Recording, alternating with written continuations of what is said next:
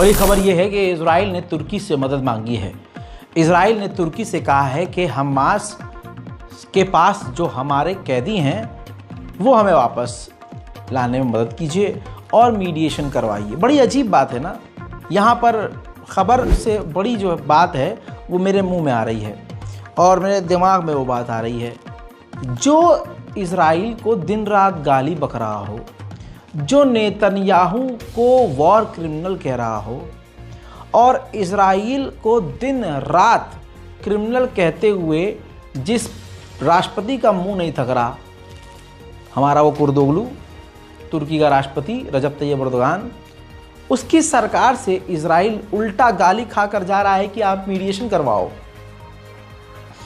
तमाम अरब देशों को छोड़कर तुर्की के पास गया है। ये कुछ मेरे तो पल्ले नहीं पड़ा। आपको क्या लग रहा है कमेंट कीजिएगा।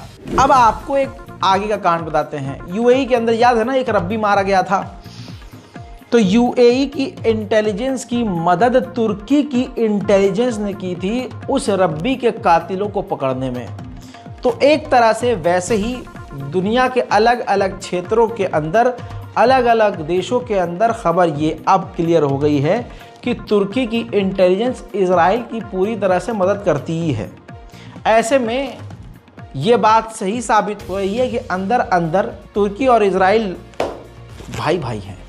वहीं अब बढ़ते हैं अगली खबर की तरफ। गाज़ा के अंदर इजराइल ने हमलों में कमी नहीं की है, बल्कि इजराइल मैक्सिमम लेवल पर ख़तरनाक हमले गाज़ा पर कर रहा है। इन तमाम चीज़ों के बीच सबसे पहले ये रिपोर्ट देखिए। खबर यह है कि ठंडक तो आ गई है, बरसात हो रही है। अब गाज़ा को ब्लैंकेट की ज़रूरत थी, कंबल की, कपड़ों की, जूतों की। इजराइल ने तमाम कंबल, कपड़े, जूते जो जीने के लिए, ज़िंदा रहने के लिए वहाँ लोगों के लिए ज़रूरी है, उनको जाने नहीं दिया है। न कंबल जाने दिया है, न चादर, न कपड़े, न जूते, कुछ भी इजराइल ने अंदर जाने नहीं दिया गाज़ा में। लेबनान में हालांकि सीज़ फायर इजराइल ने कर लिया है, लेकिन इजराइलियों का मानना यह है कि ये नेतन्याहू की हार है, हम लेबनान में हार गए हैं। बजाय इजराइल के लोग खुश होने के, नेतन्याहू के खिलाफ सड़क पर ज़ोरदार प्रदर्शन कर रहे हैं। पिछले अपडेट में दिखा चुका हूं, लेकिन इजरायली प्रदर्शनकारियों को इजराइल की पुलिस मार मार कर गिरफ्तार कर रही है।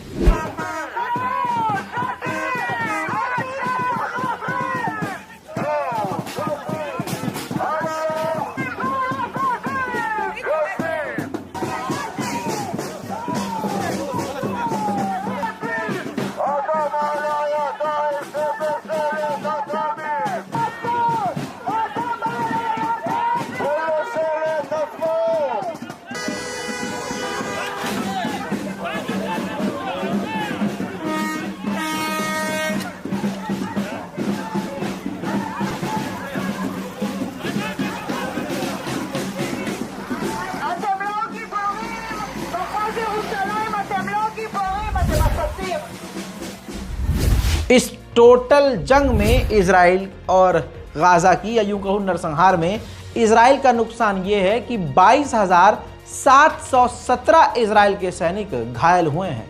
22,000 से ज़्यादा इजराइल के सैनिक घायल हुए हैं। तो कौन कह रहा है कि इजराइल की जीत हुई है? एक बीडीएस ऑर्गेनाइजेशन है, आपकी स्क्रीन पर रिपोर्ट है, नाम बीडीएस है और इसका फुल फॉर्म है the boycott divestment and sanctions movement. दोस्तों, ये इंटरनेशनल ऑर्गेनाइजेशन है। इसने पूमा के खिलाफ कैंपेन चलाया था, क्योंकि पूमा पर इल्ज़ाम यह है कि ये इजराइल का सपोर्ट कर रहा था। इजराइल की जो हथियारों की कंपनी है और इजराइल की सरकार है, पूमा उसको फंड कर रही थी, सपोर्ट कर रही थी। अब बीडीएस ऑर्गेनाइजेशन ने अंतर्राष्ट्रीय लेवल पर इसका ज़बरदस्त विरोध किया, जिसके बाद पूमा ने इजराइल के साथ काम करना बंद कर दिया है। लेबनान से सीज़ फायर के बावजूद इराक के लड़ाकों ने वार्निंग दी है कि हम इजराइल पर हमले जारी रखेंगे। इजराइल गाज़ा के अंदर लगातार बमबारी कर रहा है, लेकिन पिछले 12 घंटे के अंदर इजराइल को एक और बड़ा झटका मिला। इजराइल का एक और नौजवान सैनिक मारा गया है।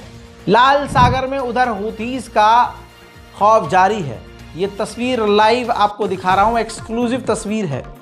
समुद्र के अंदर एक बड़ा टैंकर सामान से लदा हुआ जा रहा था, गुजर रहा था। उस पर आप देखिए मिसाइल हूथीस की टकराई है, जिससे कंटेनर आप बैक साइड में देख सकते हैं पूरी तरह से डैमेज नजर आ रहे हैं। उधर जर्मनी के लोग जर्मनी की सरकार के खिलाफ की धमकियों के बावजूद सड़कों पर उतरकर फिलिस्तीन के समर्थन में प्रदर्शन कर रहे हैं, जिसके बाद जर्मनी की पुलिस अपना घिनौना चेहरा दिखाते हुए उनको मार मार कर गिरफ्तार कर रही है।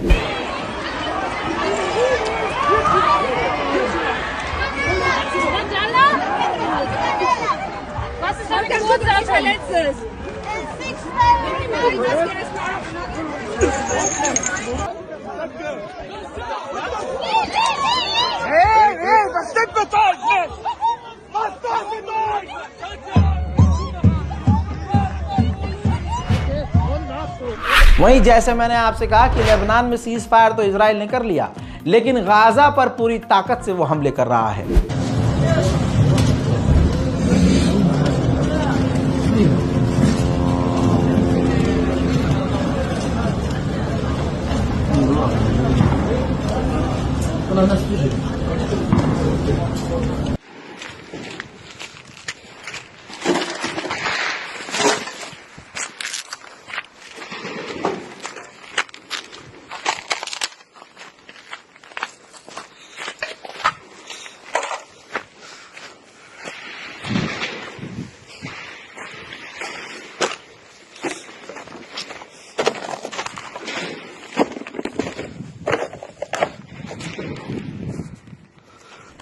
हज़रात मोहतरम, इन हमलों में दर्जनों लोग मारे गए हैं, लेकिन गाजा का एक नेशनल फुटबॉल प्लेयर भी इजरायली हमलों में शहीद हो गया है। उधर गाजा का हाल और बुरा इसलिए हो गया है क्योंकि वहां पर फ्यूल खत्म हो चुका है, ईंधन, डीजल, पेट्रोल खत्म हो चुका है, जिसकी वजह से जितनी भी सिविल डिफेंस की ऑर्गेनाइजेशंस हैं उनकी गाड़ियां भी अब बेकार हो चुकी हैं, बंद हो चुकी हैं।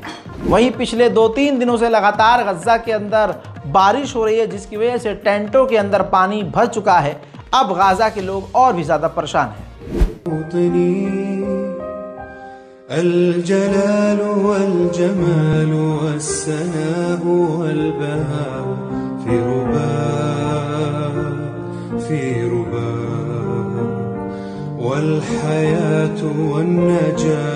والهناء والرجاء في هواك في هواك هل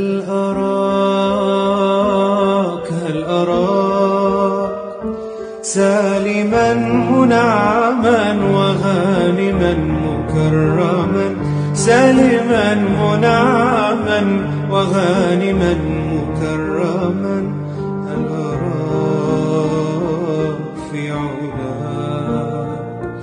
تبلغ السماك تبلغ السماك। वहीं मजे मजे के लिए इजराइल के सैनिक अभी भी गाजा के घरों पर गोलीबारी करके टाइम पास कर रहे हैं।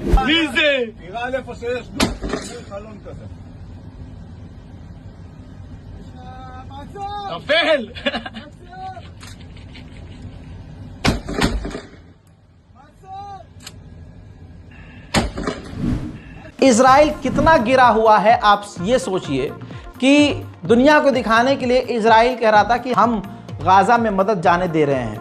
हम लोग खुश हो रहे थे, चलो 100 में से 2 ट्रक तो जाने दिए।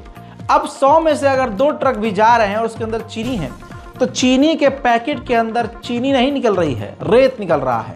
यानी इजराइल क्या कर रहा है, रास्ते में से जो 2 ट्रक को वो अप्रूव कर रहा है जाने देने के लिए गाजा के अंदर, उनको पहले ही किनारे करके उनके अंदर के पैकेट को खोलकर चीनी को बाहर निकालकर चीनी जगह रेत भर के बॉक्सेस को कुछ ही और चीज़ से रिप्लेस करके, मिट्टी और ईंट से रिप्लेस करके गाजा के अंदर जाने दे रहा है, ताकि दुनिया को लगे अरे गाजा के अंदर मदद तो गई है, हैं?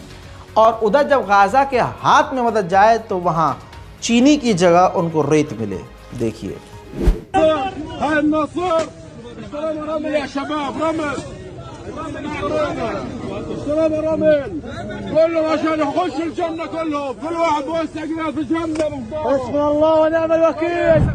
हज़रात मोहतरम, गाजा में 325 ऐतिहासिक जगहें थी, इस्लाम से जुड़ी हुई जगह थी। इजराइल ने उन 325 में से 206 जगहों को, इमारतों को ख़त्म कर दिया है। उधर इजराइल के निशाने पर सबसे पहले मस्जिद होती है। आपको अच्छे से मालूम है, गाज़ा के अंदर बची कुची मस्जिदों में से एक और मस्जिद को उसने शहीद कर दिया।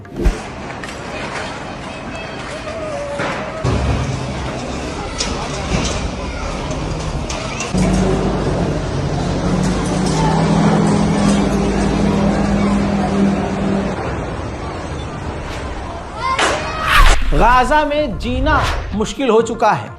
बारिश का मौसम है, टेंट बर्बाद हो रहे हैं, लेकिन मजबूरी में अपने घरों के मलबों पर ही टेंट लगाकर लोग खुले आसमान के नीचे रह रहे हैं।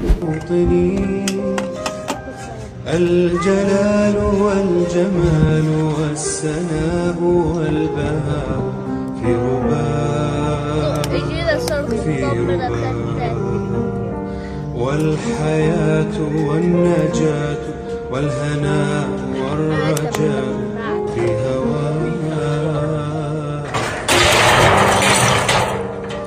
هل أراك سالما منعما وغانما مكرما سالما منعما। मेरे दोस्तों, अब मैं आपको गाज़ा के ऑफिशियल आंकड़े ग्राफिक्स के जरिए पेश करने वाला हूं। मेरे दोस्तों, इजराइल ने 1410 परिवार वालों को, यानी 1410 पूरे के पूरे परिवार को खत्म कर दिया।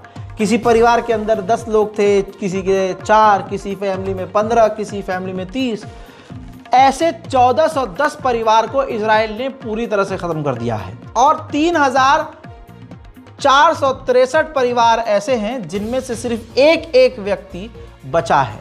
2287 ऐसे परिवार हैं जिनके अंदर कई लोग मारे गए हैं, यानी एक परिवार के कई लोग मारे गए हैं। वहीं 7160 परिवार ऐसे हैं जिनमें ज़्यादातर 4-5 लोग मारे गए हैं। और 1281 ऐसे परिवार हैं जिनमें 5 से भी ज़्यादा परिवार के मेंबर्स मारे गए हैं। इजराइल के नरसंहार में जर्मनी ने सबसे ज़्यादा साथ दिया है अमेरिका के बाद। इसी साल $137 मिलियन के हथियार इजराइल को जर्मनी दे चुका है। आईसीसी को लेकर तमाम बड़े देश सीरियस हैं। मेरे दोस्तों, यूरोपीय यूनियन के फॉरेन पॉलिसी चीफ कह चुके हैं कि जितने भी स्टेट देश हैं सबको ये मानना होगा कि आईसीसी का जो वारंट है उसको फॉलो करते हुए नेतन्याहू को गिरफ्तार करना है अगर वो आपके इलाके में आते हैं। लेकिन अमेरिका ने कहा है कि हर देश को अपने हिसाब से चलने का अधिकार है। आईसीसी की बात वो माने या ना माने, ये तमाम देश अपने आप फैसला ले सकते हैं। सिर्फ गाज़ा के अंदर जुल्म नहीं, फिलिस्तीन के वेस्ट बैंक और दूसरे इलाकों पर भी इजराइल ने इतने जुल्म किए हैं कि खबर यह है कि 435 फिलिस्तीनी औरतें वेस्ट बैंक से इजराइल की जेल में सड़ रही हैं। और अल्लाह जाने इजराइल की सेना उनके साथ क्या क्या कर रही होगी। जैसा मैंने आपको 2 दिन पहले कहा था, बारिश की वजह से गाज़ा के लोग परेशान हैं, लेकिन ये वही लोग हैं जो महीनों से अपने आप के जिस्म को पानी से धो न सके। अब लोग नहा भी रहे हैं, लोग उस बारिश के पानी को इकट्ठा भी कर रहे हैं और इसी बारिश के पानी से लोग परेशान भी हैं।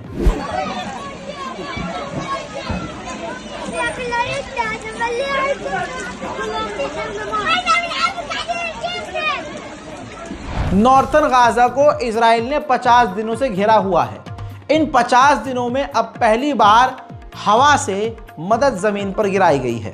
طائرات المساعدات ترمي مساعدات في شمال قطاع غزة ولكن للأسف سقطت في مناطق بعيدة باتجاه اليهود باتجاه محور نتسارين।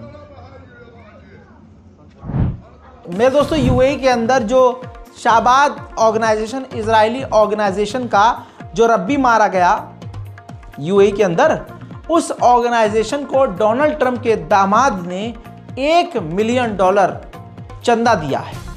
तो आप समझ सकते हैं कि डोनाल्ड ट्रंप का खानदान कितना पक्का कट्टर यहूदी है। वहीं मेरे दोस्तों, ये बड़ी खूबसूरत तस्वीर है। गाज़ा के अंदर रूस ने मदद भेजी है जिसमें खाना, पानी, दवाइयाँ, सब चीज़ें मौजूद हैं। बस दुआ यह है कि इजराइल कैसे भी करके इस मदद को गाज़ा तक जाने दे। वहीं इजराइल के सैनिक, तस्वीर देख लीजिए, इजराइल के सैनिक फ़िलिस्तीनी किसानों को परेशान कर रही है। फ़िलिस्तीन के इलाकों में इजराइल के जो सेटलर्स हैं वो तो कर ही रहे हैं कांड, लेकिन इजराइल की सेना फ़िलिस्तीन के किसानों को भी परेशान कर रही है। अब ये अगली तस्वीर देख लीजिए, फ़िलिस्तीनी व्यक्ति के घर पर इजराइल की सेना ने कब्ज़ा करके वहाँ पर मिलिट्री बेस बनाया हुआ है और दुनिया चुपचाप देख रही है। अब दुनिया में भारत की क्या बात करें, भारत के मुसलमान बेचारे अपनों को नहीं बचा पा रहे हैं। भारत के मुसलमान अपनी मस्जिदें बचा लें, अपने लोगों को बचा लें, वही बहुत बड़ी बात है। अब आप जान चुके हैं, देख रहे हैं कि भारत में अब अजमेर दरगाह, अजमेर शरीफ की पिटीशन भी माननीय जज साहब ने एक्सेप्ट कर ली है और अब उस पर भी वही होना है जो संभल में हुआ है। इन तमाम चीज़ों के बीच इजराइल के फाइनेंस मिनिस्टर ने कहा है कि हमें गाज़ा पर पूरा कब्जा कर लेना चाहिए, आधे से ज़्यादा ये जो गाज़ा के लोग हैं इनको भगा देना चाहिए, बाहर निकाल देना चाहिए, आबादी इनकी वैसे ही कम हो जाएगी और हम वहाँ पर पूरी तरह से कब्जा कर लेंगे। לכבוש את רצועת עזה, לא צריך לפחד מהמילה הזאת. אפשר וצריך לקחת שם אחריות אזרחית, תנאי בל יעבור, אין לי זמן עכשיו להאריך, מסמנים כבר שאני צריך לסיים. מפחידים אותי על עלויות ועל זה קשקוש בלבוש, פשוט קשקוש, אין שקר גדול מזה.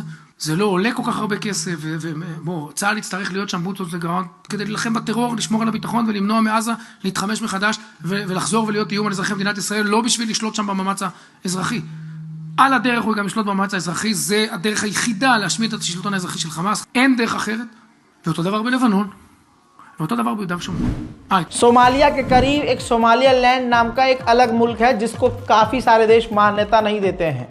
इजराइल इनडायरेक्ट वे में उस सोमालिया लैंड से बात कर रहा है कि हम आपको मान्यता दे देंगे, बस आप अपनी ज़मीन पर हमारा अपना मिलिट्री बेस बनाने दीजिएगा। मेरे दोस्तों, गाज़ा स्पेशल रिपोर्ट में फ़िलहाल के लिए इतना ही। इस रिपोर्ट को शेयर कीजिए, दुआओं में याद रखिए, हमारे चैनल को ज़्यादा से ज़्यादा सब्सक्राइब कीजिए। मैं हूँ रज़ा, आप देख रहे थे रज़ाग्राफी अनस्क्रिप्टेड। जय हिंद।